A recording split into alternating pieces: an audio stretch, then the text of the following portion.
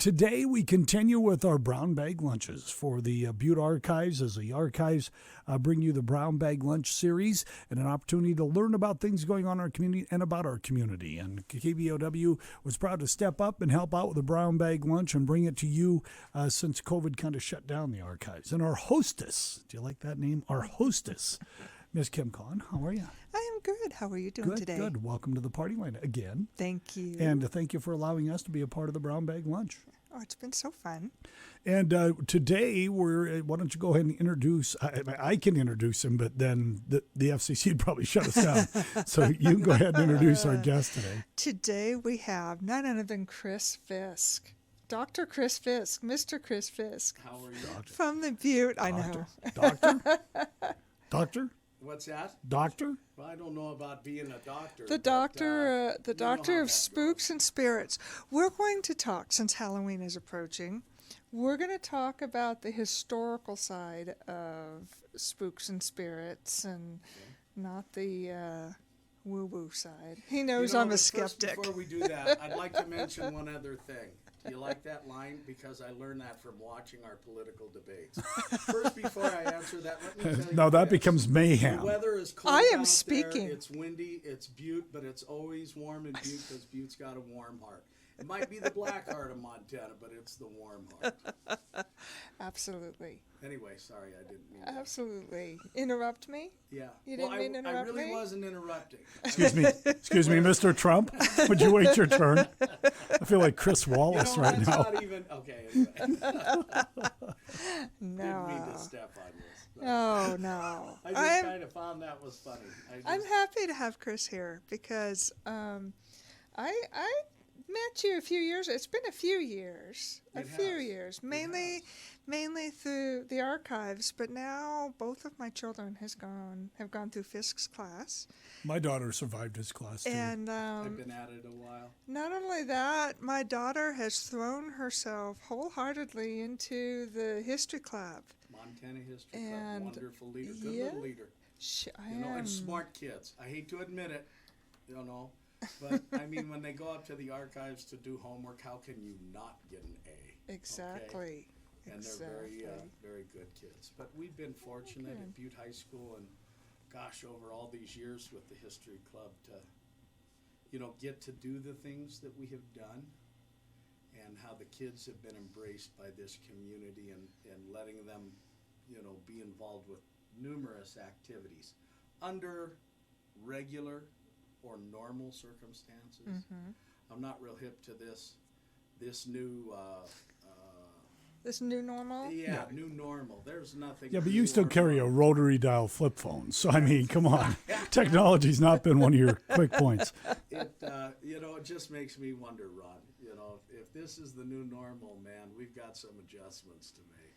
Right. But I'm proud to say that the kids at Butte High School, those that are, for the most part, showing up and showing up in the classroom, who have made that choice, they've been pretty good.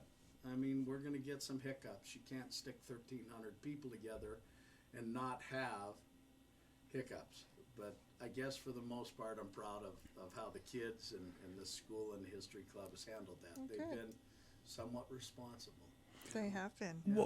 Well, using the History Club, was that your avenue into the ghosts and the folks, if you wiggle that cord down below you there?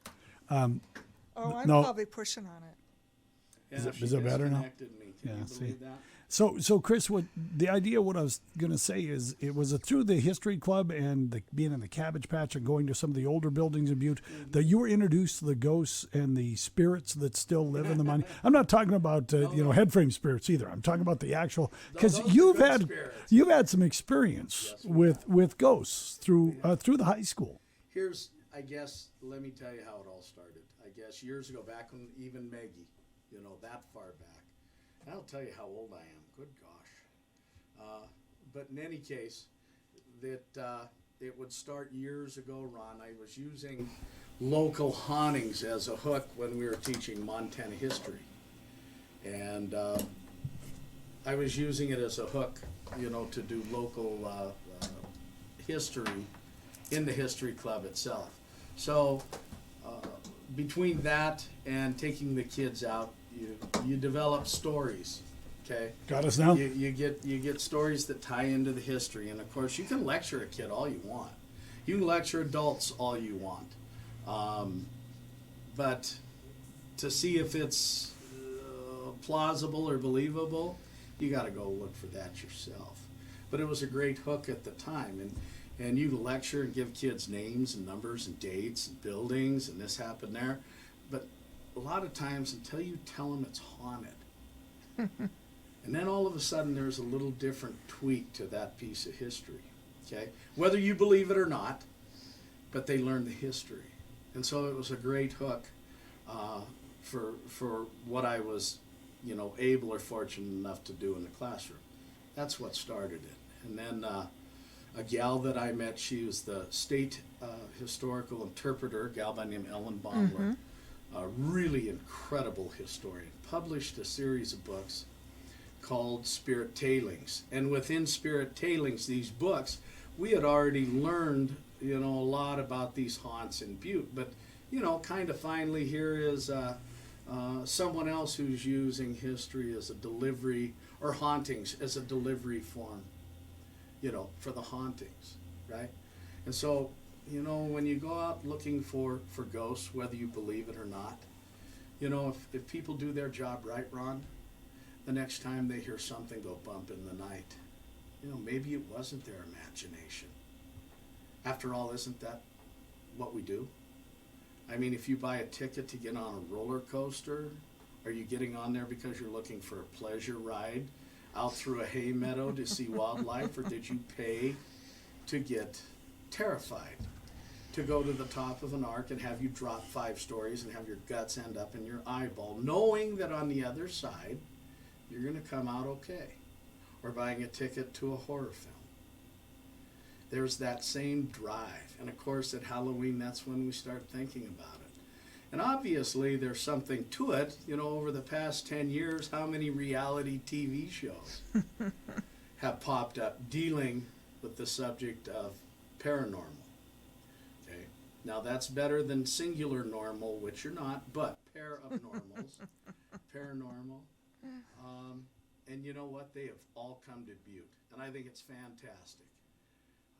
Well, I know I served on the Deer Lodge Museum Board, and the number one ticket over there is the haunting the evenings, where they go in at night. Prison, yeah. And the fact that they've limited the age that can go in there because they're so realistic, so much going on there. And even some of these paranormal groups you talk about, or these people that are doing these shows that come in, they want to get out of there. And they leave baffled. Yeah. Yeah. And that's not something, that's the part you don't write in a history book. Yeah. That's not something you can get online. It's something that you can experience. And it's as simple as just going and doing it. Ron, it's that simple. And in Deer Lodge, they were kind of the front runners for Southwest Montana.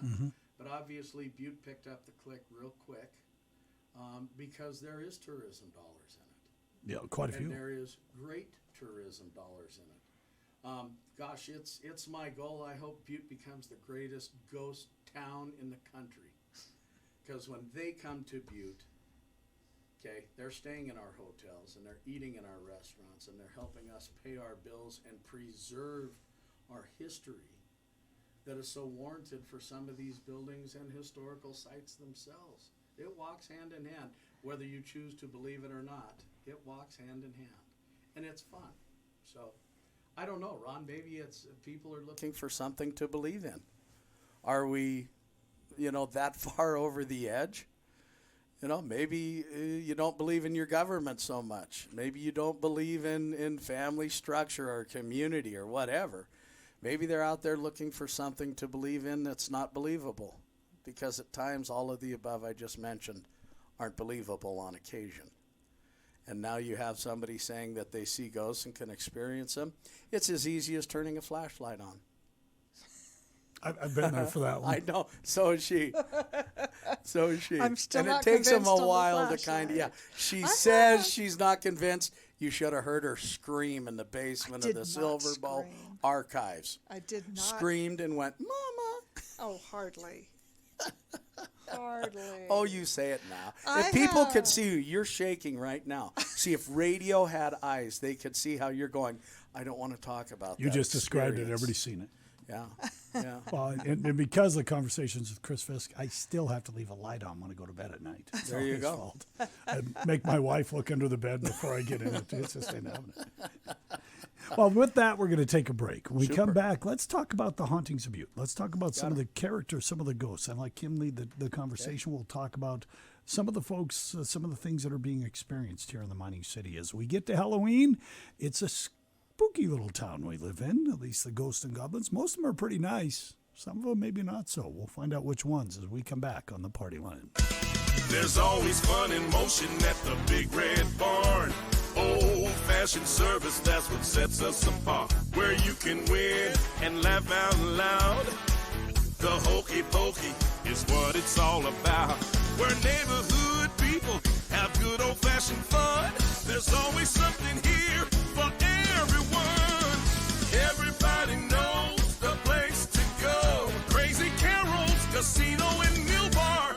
Thank you for your continued support of United Way of Butte and Anaconda. When you reach out a hand to one, you influence the condition of all, help build strength in our neighborhoods, help bolster the health of our communities, and change the lives of those who walk by you every day.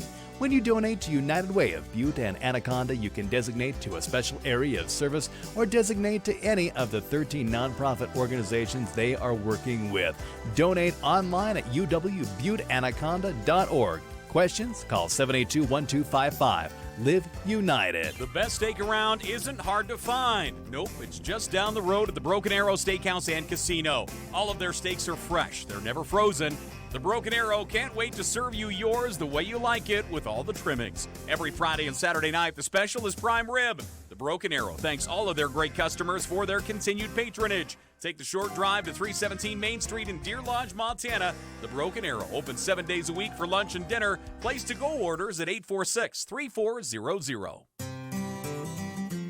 On Montana Highway 43, right where the Wise River flows into the Big Hole, sits the small mountain community of Wise River. Wise River also forms the north end of the Pioneer Mountains Scenic Byway and is near several Forest Service campgrounds and hunting and fishing opportunities. No matter your adventures, remember the Wise River Mercantile for all those things you'll need like snacks and refreshments. They carry Montana products too, like coffees and jams. The Wise River Mercantile in Wise River.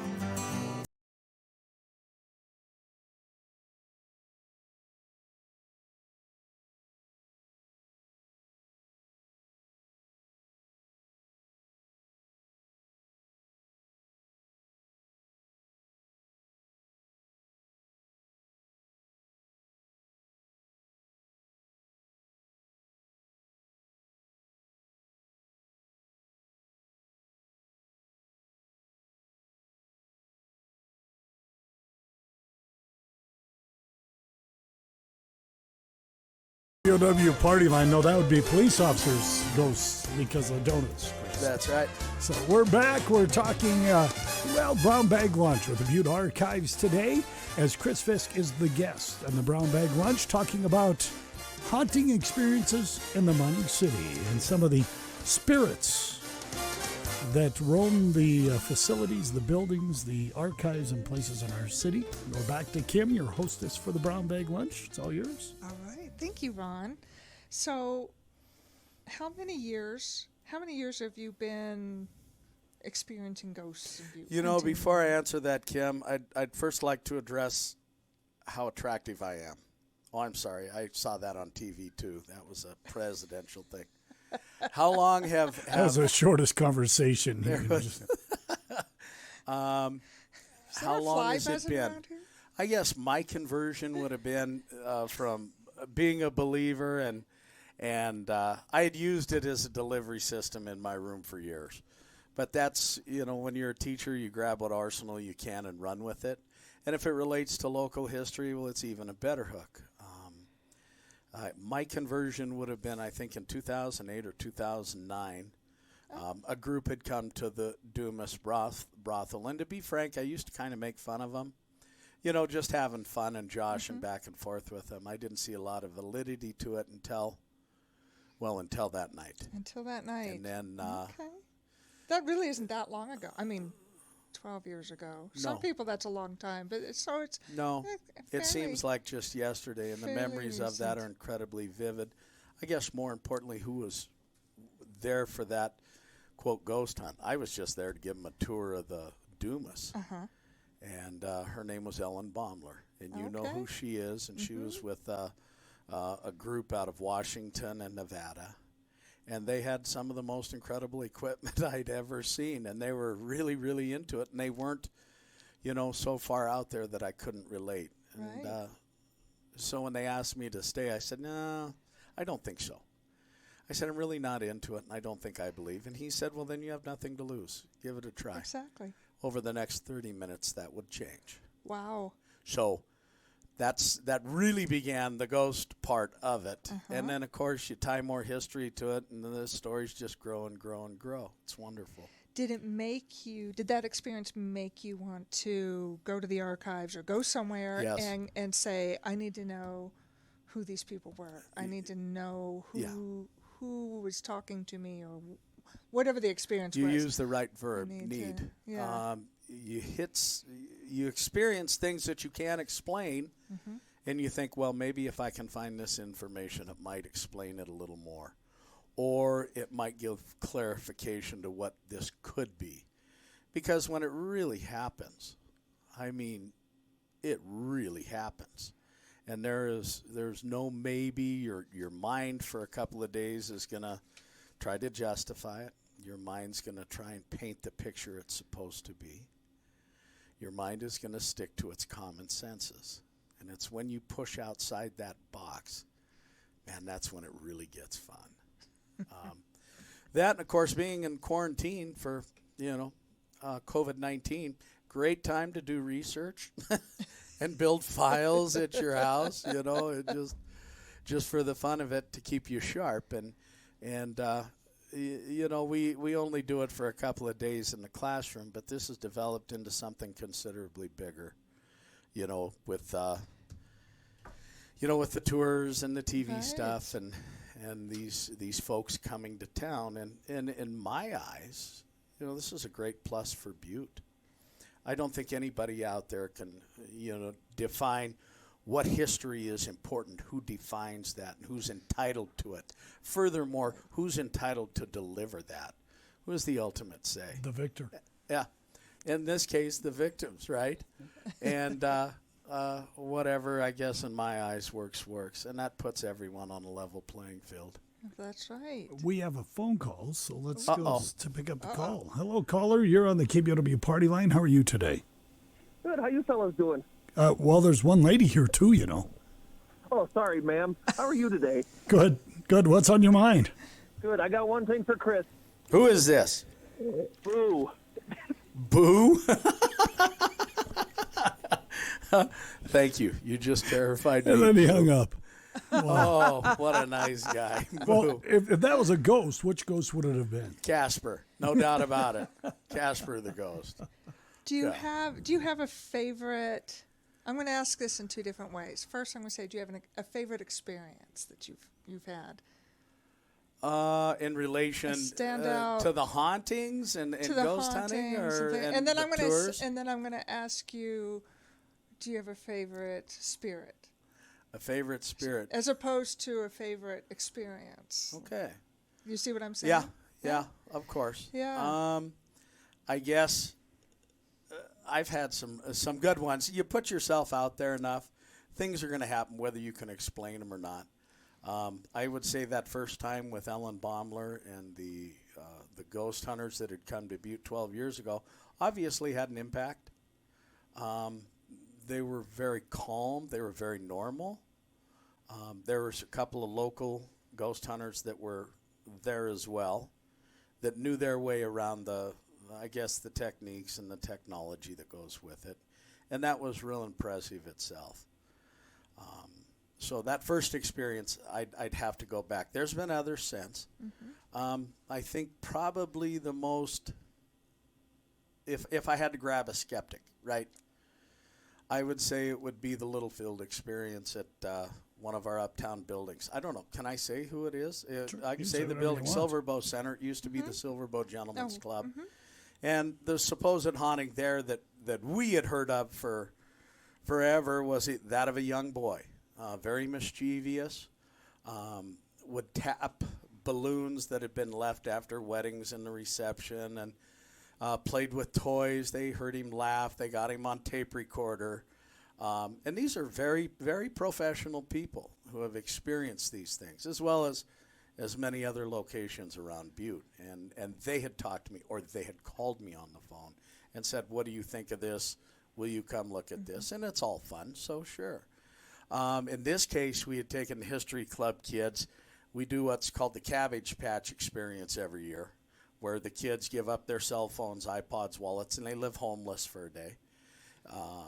If you get through that, you're entitled to Millionaire's Night. So we do that at the Gentlemen's Club. And we do that in February, late March, when it's, cold and you're starting to get a little stir-crazy cabin fever setting in. And this year, the kids wanted, quote, real ghost hunters, not Mr. Fisk.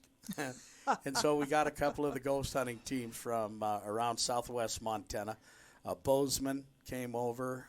I do believe Missoula and Western Montana College came over. And so the kids got to go out ghost hunting for like 6-8 hours in some wonderful uptown, old, beautiful buildings where the owners saw the value to it and gave us permission. And they all came back. And when they came back, young man by the name of Littlefield, wonderful child, still hadn't had enough of it. So he asked if he could borrow some of the equipment in my case. I said, sure. And what he grabbed was a high-end Marantz, a recorder that we used for taking oral histories, that we brought you tons from. Mm-hmm. And he plugged the ear set in. And this is a neat little recorder because if the recording is low, it'll digitally amplify it. And on top of that, he had put his little earbuds in, but had the volume cranked all the way up. And so, bad mistake. And then he had the recorder further out. So he really couldn't hear how amplified it was going to be. And for 7.5 minutes, this young man tried to get this 11-year-old little boy entity from the Silverbow Club to come out and let him know that he was there. And I mean, he hounded him. Come on out and play. Don't be a big baby. Do you play with dolls? Show me that you're here. Don't be a chicken. I mean, that kind of stuff. And I'm not so sure that's the best thing to do. It's kind of like ghost hunting your own house. You probably shouldn't do that because if you find something, there's not a lot you can do about it. They might stay. So he did that. And about the 7-minute and 30 mark, that little guy let him know he was there, and he did it in a huge way. Really? That kid, and I don't want to use his whole name, but he didn't sleep real well that night, and I honestly thought I was going to have to call his folks and say, hey, come pick him up. This kid is distraught. Wow. And so what he caught was an electric voice phenomenon, EVP, disembodied voice. And as clear as you and I are sitting here talking, this entity said, we're here. It was as bad as a TV show. We're here. And that kid and all the other, there were 3 other, we'll call them professional ghost hunters, and 1 other student sitting in that circle. And let me tell you what, it shot all of them off the floor. It was that loud. Wow. So I think that's pretty cool. We have 2 more calls, actually, so let's grab a call for Chris. Hopefully it's not another boo. Hello, callers. How are you today? Hey, I'm good. Good. Do you have a question? No, I have a comment. Okay. Go to Facebook, Ghost Stories and Urban Legends. There's a story on there written by Rick. I'm Rick. Hi, Rick. It's about a house in Butte. Ron, you probably know my voice. Chris, I've met you a few times. Yep. Hello, sir. The house on Washington Street is definitely haunted. I've written probably 25 or 27 installments for Facebook. And it goes into some pretty great detail about what happened in the house. That's the great thing about Butte. None of these ever stop. Yeah. This town, you got to realize we were born of the industrial era, just close to thereof. beginning 1864 and on, you know, the gold, then the silver, and then the copper rush with the likes of the telephone, the light bulb, telegraph. You know, with that kind of age, you're going to get stories. You're going to get spent energy. And it's from one end of the town to the other. And Randy, I've read some of your work online, and it's great. I'd hate to say it, you know, not to push you in any single direction, but collections like that are what make books. Okay, and it's just like I've got sitting in front of me a file cabinet with people who have called me or that we've seen in books or read online, firsthand accounts of supposed hauntings. And I say supposed because that's someone else's personal opinion until that opinion catches up to you. Well, let me And tell that you makes one you little change your thinking. thing that happened And with this house. as Randy and others would say, Rick. excuse me, Rick. Rick. I can't hear anything in this. You can't hear? No, that's all right. That's all right. I keep pulling it, and Does it this kind need of to go goes over in. There we go. Now, don't touch it. There you go. Oh, now it's perfect. Okay. I can hear it. Let me just tell you It's one a thing that great happened form in this house. of entertainment and an excellent delivery platform for history. Go ahead, sir. Okay. Now, I was a child when we lived in this house. We could hear babies crying in there constantly. So while taking a writing course at Montana Tech, the teacher said, "Why don't you write a book about this house?" So I started, and my sisters and I did 2 years of research. We found no less than 14 babies were born in the house, and the house was construction completed somewhere around 1910. Of the 14 babies, we found sexton records for 8 of them. Wow. An old-time neighbor told us that some of the babies were cremated in the fireplace in the basement. Interesting. And an 8x8 or 8x10, I can't tell you the exact size of it, portion of the basement floor was left dirt. That's where they buried the baby's bones. Really? Years later, a fella had purchased the house, called me and asked me how to get rid of it. I said, "You got to bury the babies right. Drive down Washington Street. The house is in the 500 block. And I'm not going to tell you which house it is. If you look between the two houses, the house I'm talking about is the north side. The other house is the south side. You'll see a cemetery plot, curb, little statuette of, I believe, the Virgin Mary, the whole 10 yards. That's where the babies are buried now, the babies' bones. Now, And- when you hunted these stories down, did you utilize the archives and their information to obtain this? I researched it. We researched it. I lived in the house from 1958 to 1969, I believe it was. Wow. I Hey, was Rick. just a child when we moved in it. Well, I want to thank you for your input. We got to get back to the show. I got to get to a break, but thanks for your input. And, Yeah, thank you, Rick. Hopefully It's a we good get a show. chance to go read your information. So Yeah. thank you. Yeah, I look forward to seeing you again. Take care. Bye bye. Talk to you later. All right, we got to get to a break. We'll be right back on the party line. Everyone on Medicare has a chance to review and update their Part D plan, their prescription coverage each year. Hi, this is Holly at Southwest Montana Community Health Center, and open enrollment begins October 15th and ends December 7th for everyone on Medicare. A SHIP counselor can assist in evaluating your coverage for any changes that may be appropriate for 2021. Call us at Southwest Montana Community Health Center, 723-4075 to speak to a SHIP counselor or to schedule an appointment. A gift that lasts a lifetime and beyond. That's the gift you want to give that special someone this holiday season. Silverbow Trophy and Engraving has your idea. All you have to do is stop by or call and they'll get started on it. How about a copper Moscow Mule Cup with a customized engraving? It makes an impression and they'll never give it away or regift it. Silverbow Trophy and Engraving, call 782-5725 or stop by and see them at 500 East 3rd Street in Butte.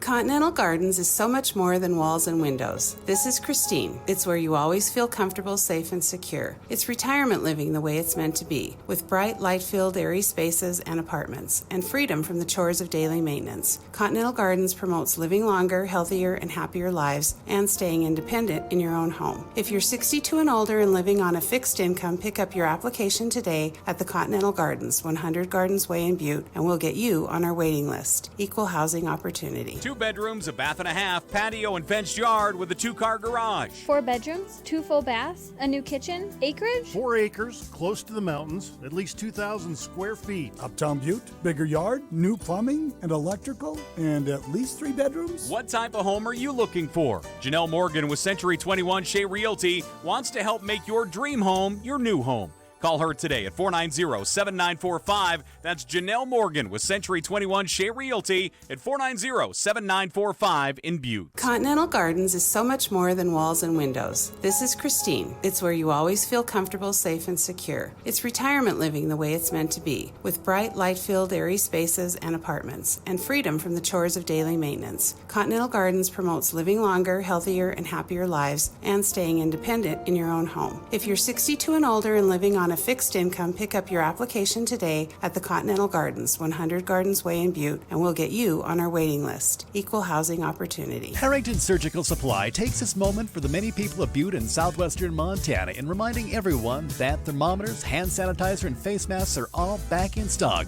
Take precautionary measures to help slow the spread of COVID-19 by doing your part. It's important for us to wear masks and keep social distance between others while practicing good daily hygiene habits. Harrington Surgical Supply, proudly serving Montana since 1946 at 53 East Broadway in historic Uptown Butte. Place your orders at Harrington Surgical Supply by calling 723-6541. And we're back. The KBOW Party Live. 1:40 on your Wednesday, October 14th. It's a haunting good time with our brown bag lunch today. Compliments of the Butte Archives, and we're proud to be able to bring it to you here on the party line. In studio with us, Miss Kim and Mr. Chris Fisk, as they are chatting with us about Hauntings in Butte. Kim, we're going to get back on track now. We are. So I'm going to get out of your way, and you can go ahead and fire away at Mr. Fisk. Okay, we're going to get down to specifics. All right, shoot the We're going moon. to get specifics. What is the most haunted building in Butte, to your knowledge? You know, before I answer that question, I'd like to. Okay. The most haunted building, in my opinion. Okay. It's the one that's probably got the most national press.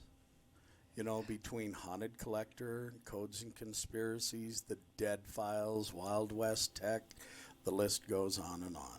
And that would be the Dumas Brothel. Dumas. Now, I'd have to say a close second, if not equal to that, is a little abandoned shack. It's not abandoned. It's kept how they were in a place we called the Cabbage Patch, where the poorest of the poor lived.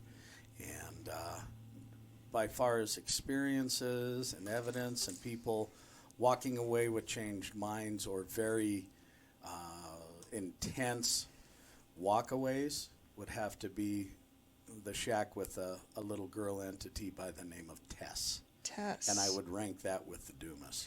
So do we know anything about Tess? You know, that one's been really difficult out of all the research that we have conducted with these hauntings.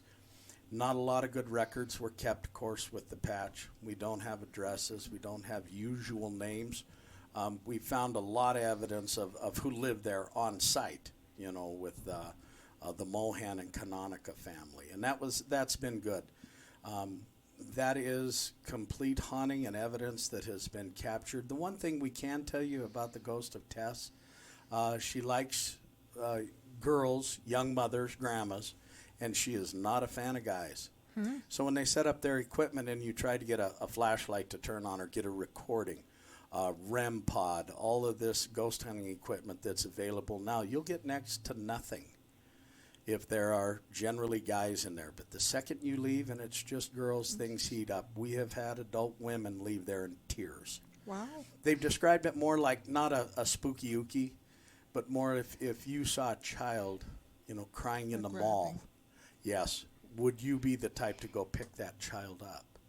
And if you are, then she's definitely going to come for you. Because all she's looking for is someone to connect with. Love. They believe she's an orphan. She was an orphan upon her death. It wasn't a good death. It's already breaking my heart. Orphan. And so, and that ties in line quite accurately with the Cabbage Patch itself. When you talk about the absolute down and out and the misery that goes with that. Butte sewage ditch ran right through the center of the place. That was the end of the line. Seedier elements would gravitate to there. And sadly enough, a lot of widows whose husbands had been killed in the mines and had children and had to get a roof over their heads. Whether you had electricity, that was trivial. Whether you had running water, that was trivial. As long as you had a small wood-burning stove or coal-burning stove to keep warm during the cold winter nights in Butte, at least your kids were alive. So, Chris, let's go to some of the other ghosts of Butte. Okay. I mean, we hear Dumas. of ghosts of the Dumas. You talked about That's a big one. The one that kind of made the charts was the ghost of Eleanor Knott. And there are so many colorful stories that come out of the Dumas, and every time I have an adult ed class with those that are 60 years and older, I get more colorful stories, a lot of which we can't share here on the radio. But that being said, Eleanor Knott was a madam, and according to a diary and a book written by Rudy Getzick, Eleanor Knott was going to run off with a local businessman, start life all over. So she had put the Dumas up for sale. Two people had expressed interest, a husband and wife, John and Bonita Farron, and arrangements were made for them to run off and get married. Well, it came time for the night that occurred. He was a no-show, and in her, despair and heartbreak, she would take her own life with booze and pills. Do you know what decade we're talking about? 1955, 56, somewhere in there. And it's amazing because there's a lot of speculation in any good haunting that it wasn't suicide. All of a sudden, a couple of days later, the Farrons show up, and they're holding the deed to the place. Interesting. Yeah. And shortly thereafter, a couple of years later, John Farron's going to die inside the Dumas. Not a particularly nice individual, from what I understand. He was the Knuckles. And then, of course, we're going to get into Ruby Garrett and Ruby Garrett's incident with her husband. And, of course, that all adds to the hauntings and her passing. But the main one they like to focus on is the haunting of Eleanor Knott. With that, of course, as you know, a picture was painted by Marilyn Dwyer Mason. And the story that goes with it, how according to Rudy, and it's close, I've visited with Miss Mason, something was forcing her hand and pushing her around while she was trying to paint that picture. And so she left. She used to have a studio there and never returned, but she threw that picture out, and Rudy grabbed it out of the dumpster. And that picture still exists, and that's featured in the book Spirit Tailings by Ellen Baumler. It's also mentioned in one of the Karen Stevens books, Haunted Montana. And these artifacts are all still in the Dumas, The new owners are Charlie and David Prince. They live out of Forsyth. And after they picked it up, of course, COVID hit. So, it's been limited access. But there are folks getting in there to see this and to hunt the ghosts of the Dumas. And I personally think there's numerous spirits inside there. And the evidence that they've captured over the years, you can't even begin to put in a punch list. It just goes on and on, from pictures to videos to recordings, people being touched, children laughing. It's crazy. And the neat thing about that kind of haunting and about the Cabbage Patch and these other beautiful old buildings in town, including like the Clark Chateau, these are not stories you can read in a book. This is history you get to touch. This is Butte, Montana. Okay? This is I truly think where the spirit of Norman Rockwell lives, where history is still important and people take care of people, to each their own. And it's neat that Butte, compared to other urbanized areas around the state, really, that we get access to this form of historical entertainment. So, Chris, with that, do you see, have you run into a ghost, for lack of better, that's been a little on the aggressive side? Me personally, no. I shouldn't say that. I was hit with a piece of plaster once, and I thought it came off the roof. This was in the Dumas, and I had a group of 4 people behind me, and we've got these big flashlights, and we're going through the cribs. And this piece of plaster hit me pretty solid in the side of the face. You know, I turned and put my lamp flashlight to the ceiling. I thought it had come off the ceiling, but there was nothing peeling there. So I didn't really give it a second thought and took a couple of more steps and turned around, and the 4 people that I were taking, they were backing up, heading to go back upstairs. And I asked them what was wrong, and they said, "You didn't feel that?" I said, "Well, yeah, I felt that chunk hit me. I thought it came off the wall." They said, "No, that came out of the room." And so, of course, I picked that up and put it in a Ziploc bag and have that in the collection. Yes, I do have a collection. Probably a collector. Some, you didn't pay. I don't know. Yeah, could be. There was a haunted doll that was given to me. This had been the second families that have issues with family heirlooms. The first, believe it or not, was a creepy little Santa Claus doll. Got rid of that. And then shortly thereafter, a small doll that was used as a worry doll.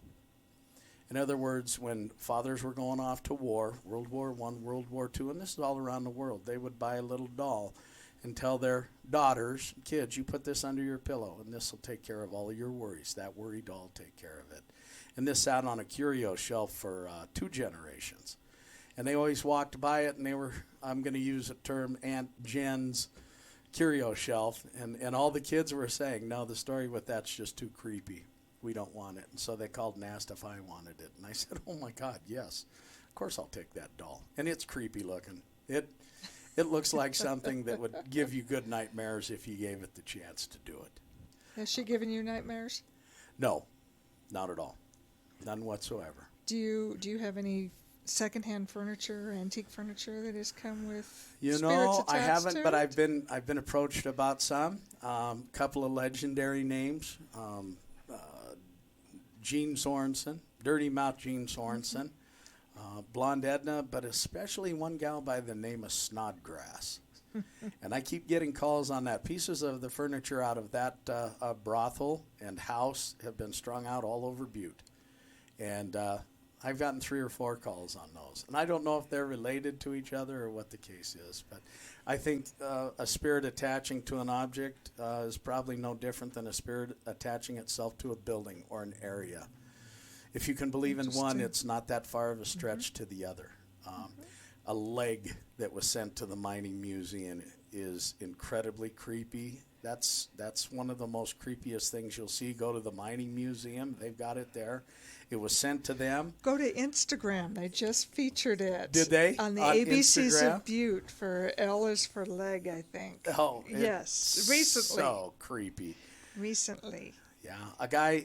It's an artificial leg, by the way. It's not. I was waiting for somebody to clarify. It's not a human leg. It looks like roast beef. It's an artificial, prosthetic. Yeah, it was found in a Butte mine years ago, and a guy had passed, and his sister had gotten a hold of it, and it sat as a family heirloom, and she didn't want it in her house because she said the leg moved. Okay. So it was sent to the mining museum, where Miss Lindsay Mulcahy was working there at the time, and brought it out and looked it over, and it's a great artifact. But they had set that on top of a soda pop machine until they could get it archived and eventually put on display. And when they came in the next morning, after reading this story, how she had put it at different places in the house, and it would move, and it would show up here and show up there, they came in the next day, and it was sitting in the middle of the floor. And it went for a walk. I guess so. Went for a hop. It was only one leg. It went for a hop. That's beautiful, yes. So I would say your best hauntings in Butte. I would have to say the Tony's Tin Shop, the Cabbage Patch, and the Dumas Brothel. Those are you. If you got to prove to someone who's a skeptic, I'd head there. But there's numerous ones, that have these stories, whether they're urban legends or, research. Take it for what it's worth. We're talking about the Clark Chateau. The Copper King Mansion has a great story in it about a broken window. Actually, not a haunting. Your own courthouse. The haunting of Miles Fuller. The Silver Bow Center, 119 North Hamilton, Gertie Pitt Cannon. You have the old courthouse. You could even talk about the Finland Hotel, the Thornton Building, the M&M. Great haunt there. Great people to go visit. They're very open to it. And you can feel it. I mean, you'll feel it when you go into these places. It's more than a story. It's Butte. How about underground? Because I know you've been underground up at the War Museum of Mining. Mm-hmm. Has there been any activity there? There has. And in fact, a local Butte couple, chose to get married down inside the Orphan Girl mine. And in the process of taking those pictures and videos, there are things that have popped up on there that nobody can explain, as well as photos that were taken.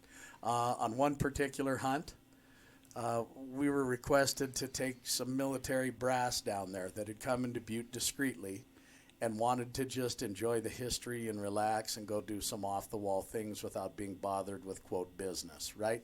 By the way, one of them out of the Pentagon. And it was a discreet tour. They just wanted to come in and go have soda pops.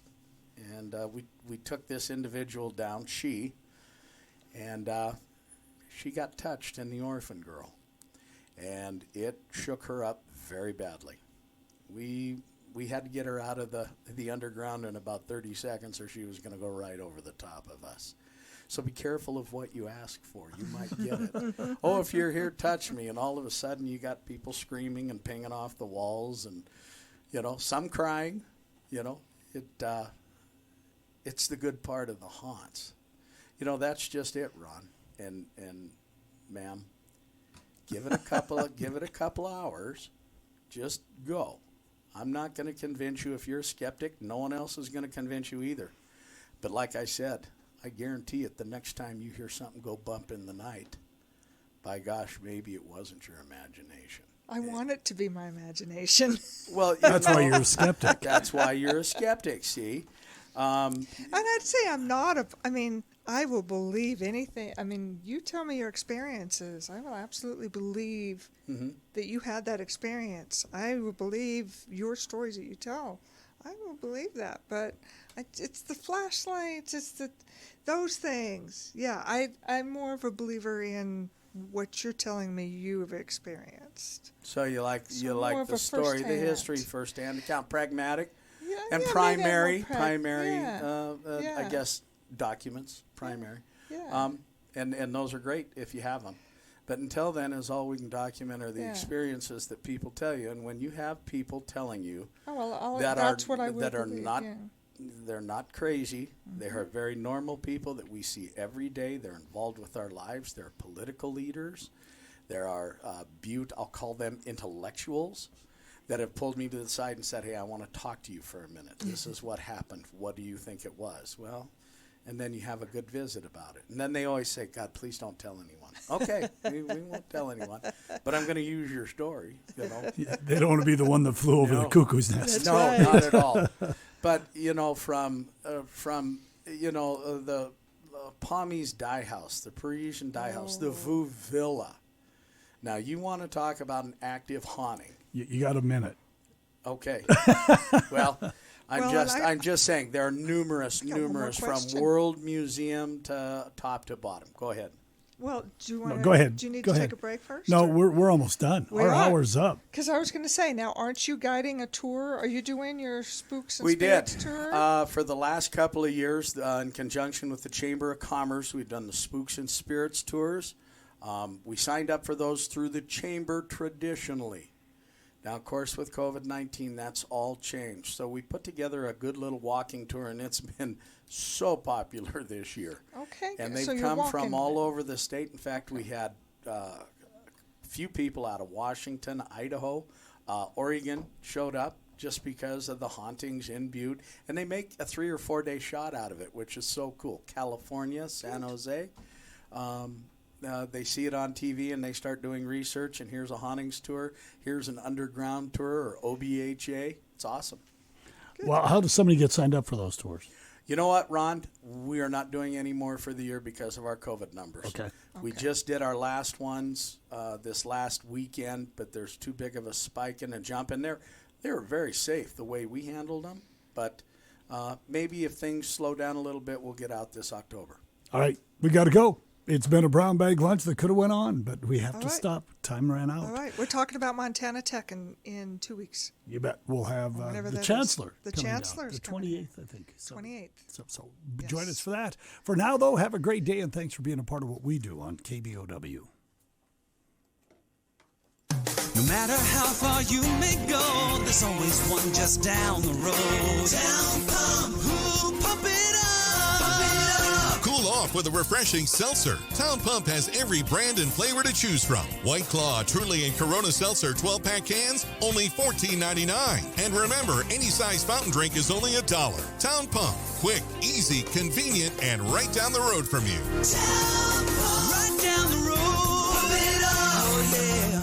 Brothers Water Treatment and Pump Service knows the importance of fresh, clean water. If you're on city water or a private well and have noticed scale buildup in your sinks or baths, or noticed watermarks on faucets, you have hard water. Consider an American-made Water-Right RC unit that pulls hardness and chlorine from your home's water. Easily reduce metals and minerals with a Water-Right air filtration system. With 40 years water experience, call Brothers Water Treatment and Pump Service 559-0261. Owned and operated by Wayne Brothers. Hi, this is Jennifer Shea, broker-owner with Century 21 Shea Realty in Butte and Anaconda. Well, real estate is selling, and we are servicing clients during this crisis that we are going through. Drive-through real estate, electronic signatures, virtual tours, video conference calls, in-person meetings using stringent guidelines to keep us all healthy. We are prepared to serve both buyers and sellers in a safe and healthy manner. Call us today, 406-723-5455. Century 21 Shea Realty with offices in Butte, Anaconda, and Great Falls. Century 21 Shea Realty, independently owned and operated.